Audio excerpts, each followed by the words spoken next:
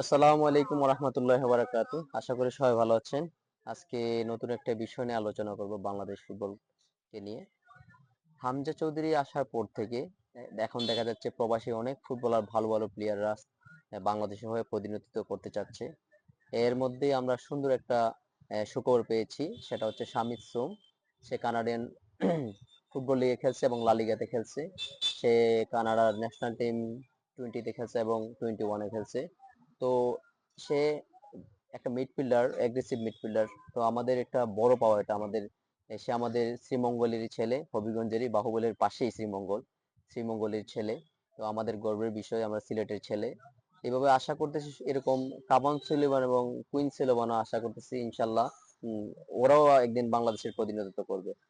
তো সবার জন্য শুভকামনা রইলো যারা বাংলাদেশকে প্রতিনিধিত্ব করতেছেন। বাংলাদেশ ফুটবলের একটা নতুন জাগরণ সৃষ্টি হোক, নতুন ভাবে বাংলাদেশের ফুটবল উত্তেজনা বেড়ে উঠুক।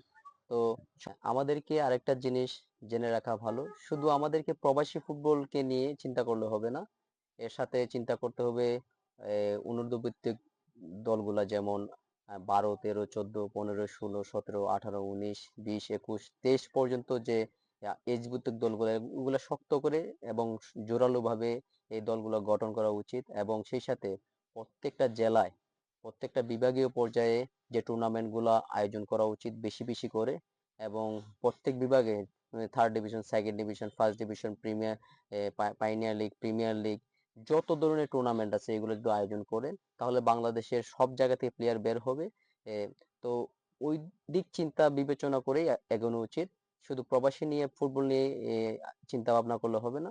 তারা আসলে আমাদের জন্য প্লাস পয়েন্ট, আমাদের যে প্লেয়াররা উজ্জীবিত হবে, সেই সাথে সেই দিকগুলো নজরে রাখতে হবে। তো ভালো থাকবেন সবাই, সুস্থ থাকবেন। অনেক কথাই বলে ফেললাম। তো সম্রাট স্পোর্টস এর পক্ষ থেকে সবাইকে জানাই আন্তরিক অভিনন্দন এবং শুভেচ্ছা। তো ভালো থাকবেন, সুস্থ থাকবেন। আসসালামু আলাইকুম।